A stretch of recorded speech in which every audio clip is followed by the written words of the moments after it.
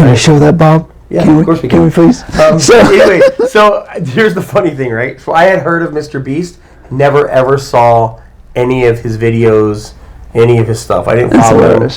Now, the bigger thing is I don't spend a lot of time on YouTube, and when I am, it's always tutorials and learning more stuff, right? Yeah. It's just to learn stuff. Let's be realistic. Well, I mean, it's like, I've thought about a lot of this stuff. I was like, there's so much volatility going on, even with social media now. Now, all the people who are dissatisfied with social media are dissatisfied because someone has not. Well, I mean, let's talk about Elon Musk, right? Yeah. So Elon Musk took over Twitter.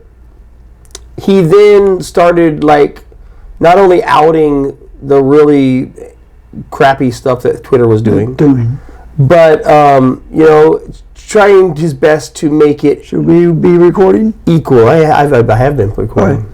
Right. So you can cut out the part that we. I cut out. I know what to cut out. All right. So what he did is he takes over Twitter and he starts outing stuff that they were doing. That was. And what's funny is actually I have a quote from him. If I can find it, I'll put it up. But it's actually him saying, he goes, not only was Twitter doing all the things people said they were doing, but even more. Worse. But even worse, right? He goes, didn't even rat it out. Yeah. The conspiracy theorists didn't even have we're only scratching the surface. Yeah. Yes, everything they said was right, and then some, right? Yeah. So now we have this very interesting. When you're in business, you have to think about where's the pain points, where's the this, where's the that, and who are we serving? Make money. How do we serve? Right? How do we serve people? A good business person is thinking how do they serve people and their needs, their wants, in order to make a successful business, right?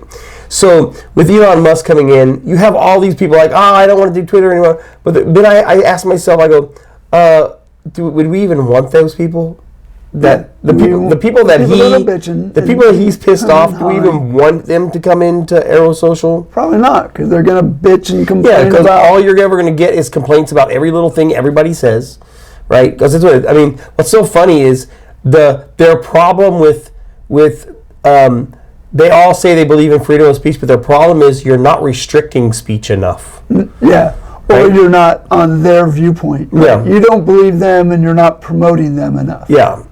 Well, and that's the thing is, right, it stops being about I just live and let live. It has started to be if you don't advocate for me, that's the same as hating me, this and that. Correct. Right?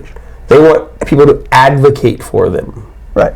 Right? Or promote them. Yeah. Or some things you can't advocate for. You can't. That's like me saying, I'm a Christian and you have to believe what I say. Right? Yeah. You have to do everything that I do, and right? It's not. It's one thing to say this is what I believe, and I think you're going to go to hell if you don't believe it.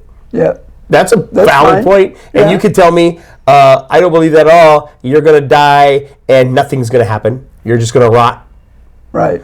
Okay. You're going to become but when you start making it where I have to advocate for your side of that story, right? That's just an example, right? Yeah. Right. And it doesn't matter, right?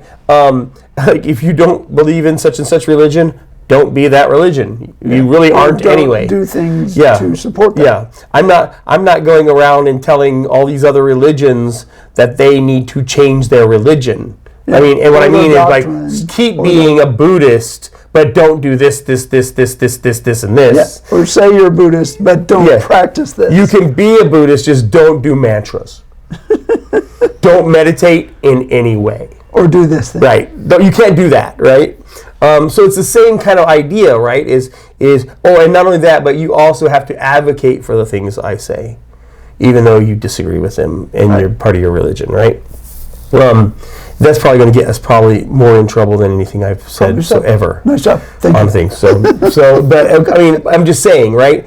We live in a country, thank God, that allows you to believe in God or not. Yes. Right? Which is exactly how I think God thinks. Absolutely. Believe in me or not. There's even places in the Bible that says, believe in me or not. Yeah. Right? Do or don't, right?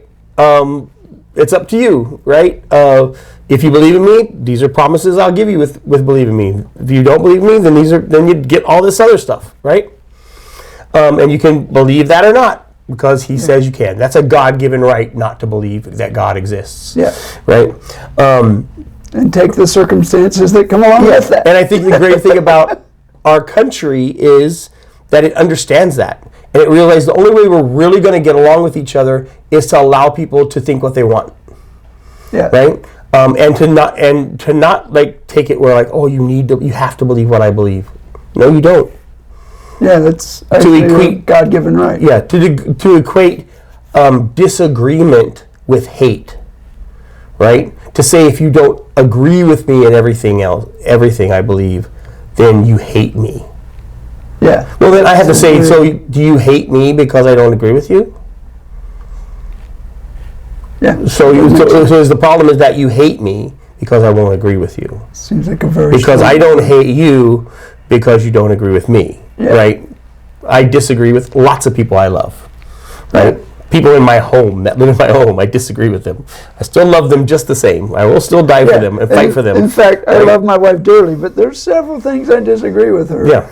And in fact, I go do the taxes completely different than her. Mm-hmm. We have completely disagreeing ways of doing the taxes.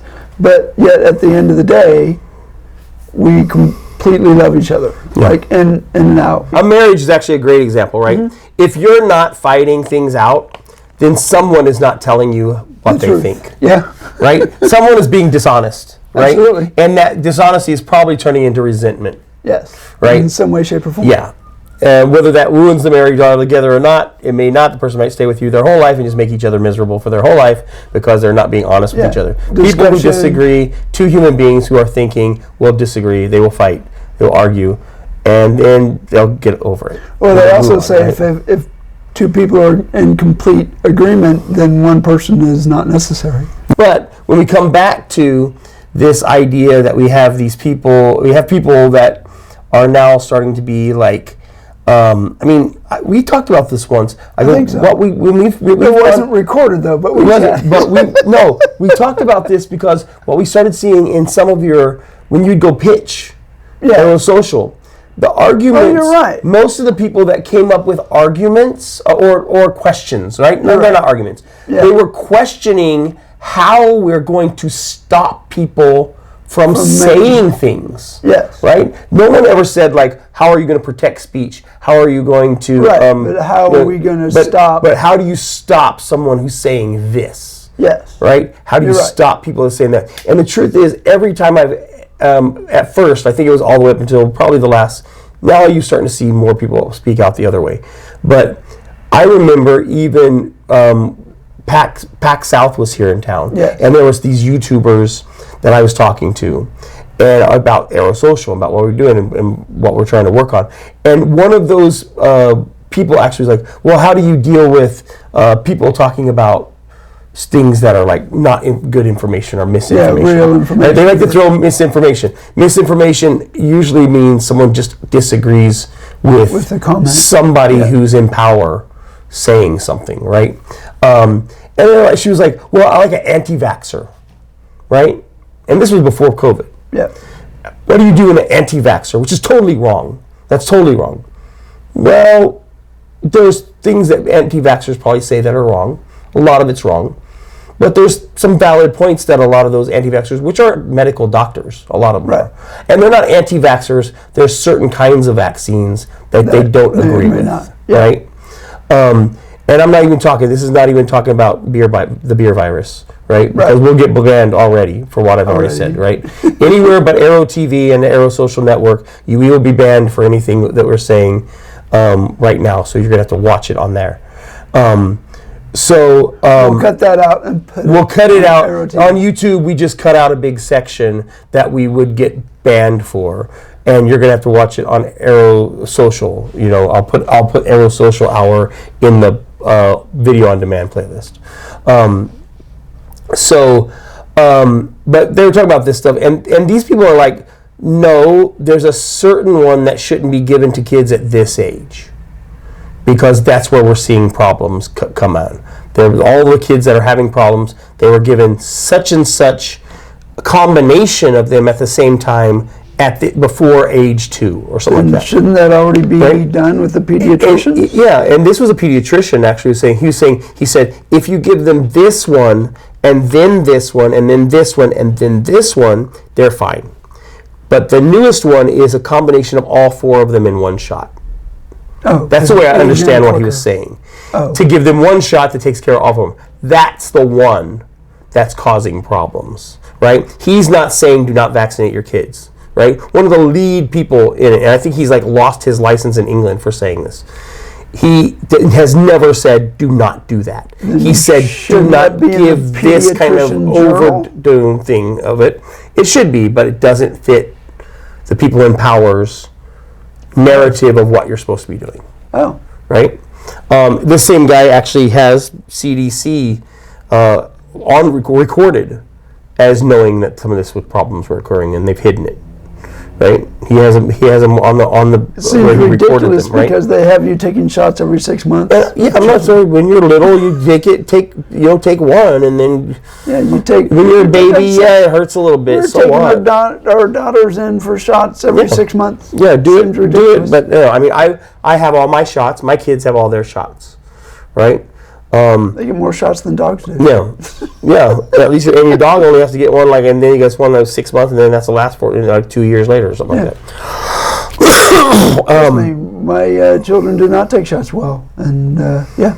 Oh yeah, and yeah, it's not fun. It's not a fun process. Justice, who's now almost 18 years old, but when he was a kid, when he was a baby, little, I would have to almost do like jujitsu on him and hold him in place in order to get his shots, because he would freak out when he saw that needle. Neither one of my daughters took shots well. You feel like a... I was weird because I was like, man, whatever. To this day, I'm like... Yeah, I watch them. I watch them take shots. I watch them when I gave blood. I wanted to know. I was like, oh, that's a pretty big needle going in there. When a doctor goes like, I have these pills I want you to take for the next 3 weeks. Hey, is there a shot for that? Yeah, because that'd be funner. Can you just give me a shot? Can you just hit me with a shot right now? I got pretty big veins. Can we just be done? Yeah. And of course, we do this all the time. We go around and around. But the truth is, in the end, you start having people that are like, I mean, it's healthy for someone to tell you, hey, this is not safe. Yeah. Right? And then you go find out if you're safe. Instead of saying, no, you're a liar, you're crazy, or this and that, find out if it's safe. Truth. It's like, have you do your research. Like World War Z, whether this is true or not. I did love that show. In World War Z, right? No, or is it World War Z? I don't know. With Brad Pitt? They call it a horror, but I love that show. Brad Pitt, right? Yeah. It's an action movie, right? I know. Where he actually, he goes and they go to Israel, and the guy says, I'm the 10th man.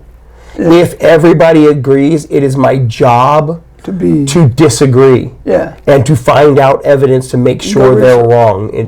There's always this 10th man thing. So I don't know if that's actually a real thing in Israel or not. I don't. I love that though. Yeah, I love that there's somebody whose job is, if everybody's agreeing, there could be a problem. That would have been my dad.